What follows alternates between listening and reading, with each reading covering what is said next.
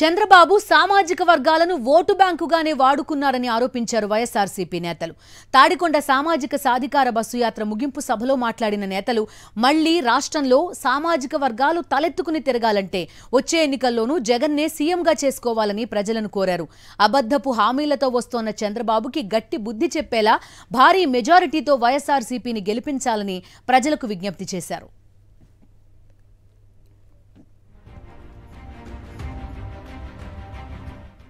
అక్కడ ప్రతిపాడు నియోజకవర్గంలో కూడా ప్రచారం అప్పుడు చాలామంది హోమ్ మినిస్టర్ అనేవాళ్ళు.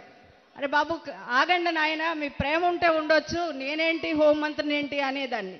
ఎందుకంటే సాధారణంగా ఒక దళిత మహిళగా నేను హోమ్ మినిస్టర్ అనే పదవిని ఊహించుకోవడానికి కూడా నాకు ఇష్టం ఉండేది కాదు. కానీ దాన్ని నిజం చేసి చూపించినటువంటి వ్యక్తి మన ముఖ్యమంత్రి వైఎస్ జగన్మోహన్ రెడ్డి గారు. సాధారణంగా సుచరిత అంటే ప్రతిపాడు నియోజకవర్గంలో, అలాగే తాడికొండ నియోజకవర్గంలో, గుంటూరు జిల్లాలో కొంతమందికి తెలిసినటువంటి ఒక నాయకురాలు. జగన్మోహన్ రెడ్డి గారు రాత్రికి రాత్రే నన్ను స్టేట్లో ఒక స్టార్ని చేసేశారు. ఎందుకంటున్నానంటే నాకు మంత్రి పదవి వచ్చిన తర్వాత దాదాపుగా ఒక 10 రోజుల పాటు నేను ఇలాగే స్టేజ్ మీద నించోవాల్సి వచ్చింది. కేవలం మన రాష్ట్రంలోనే కాకుండా ఇతర రాష్ట్రాల నుండి కూడా మహిళా దళిత హోంమంత్రి అంట చూద్దామని వచ్చిన వేలాది మంది దళిత సోదరులు ఉన్నారు. ఎంతమంది కలిసొచ్చినా గెలిచేది వైఎస్ఆర్సీపీనేనని, ముఖ్యమంత్రిగా మళ్లీ జగనే కొనసాగుతారని వైఎస్ఆర్సీపీ నేతలు ధీమా వ్యక్తం చేశారు. నంద్యాలలో జరిగిన సామాజిక సాధికార బస్సు యాత్ర బహిరంగ సభలో పాల్గొన్న నేతలు విపక్షాలపై విరుచుకుపడ్డారు. ఎన్నికలు వస్తున్నాయని మోసగాళ్లంతా దొంగ హామీలతో వస్తున్నారు, తస్మాత్ జాగ్రత్త అంటూ ప్రజలను హెచ్చరించారు.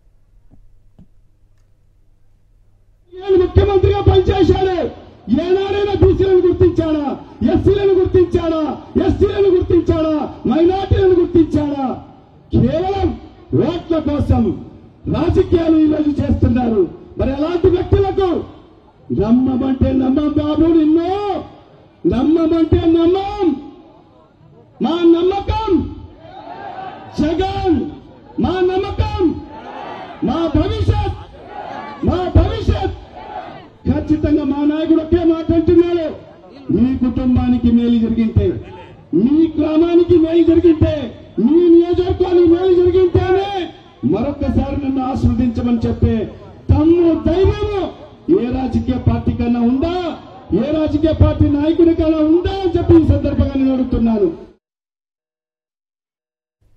కొత్త ఏడాదిలో రాష్ట్ర ప్రజలు చిరునవ్వులతో మరింత సంతోషంగా ఉండేందుకు సీఎం జగన్ పెంచిన పెన్షన్తో పాటు చివరి విడత చేయూత, ఆసరా పథకాలు అందివ్వబోతున్నారని వైఎస్ఆర్సీపీ నేతలు ప్రకటించారు.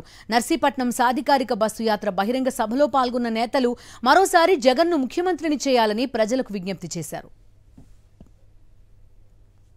ఏ రాష్ట్రంలో లేని విధంగా ఎస్సీ, ఎస్టీ, బీసీ, మైనార్టీలకు పెద్దపేట వచ్చిన నాయకుడు వైఎస్ జగన్మోహన్ గారు మరి ఈ 4.5 సంవత్సరాల కాలంలో ఎన్నో సంక్షేమ పథకాలు ఇచ్చారు. ఎక్కడా పార్టీలు చూడలేదు, ఎక్కడా రాజకీయాలు చూడలేదు. అర్హులైతే చాలు, అర్హులైన ప్రతి ఒక్కరికి కూడా ఎన్నో సంక్షేమ పథకాలు అందించారు.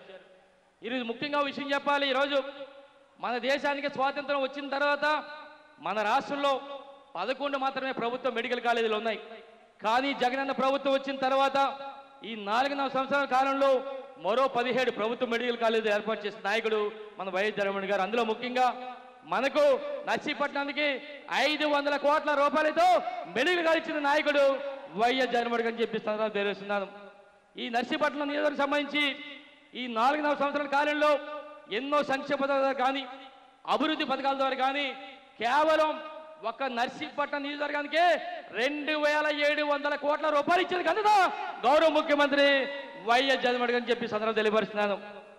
మరి ఎన్ని 2700 కోట్ల రూపాయలు అభివృద్ధి చేస్తుంటే ఇక్కడ చూస్తే మరి జగన్ అన్న ఇన్ని సంక్షేమ పథకాలు, ఇన్ని అభివృద్ధి చేస్తుంటే ఇక్కడ ఒకడు ఉన్నాడు, ఆయన అయ్యంద పదుడు సైకో నాయకుడులు, అయ్యంద పదుడి చెత్త నాయకుడులు కూడా మాట్లాడుతుంటే చాలా సిగ్గేస్తుందని చెప్పి సందర్భంగా తెలియపరుస్తున్నాను.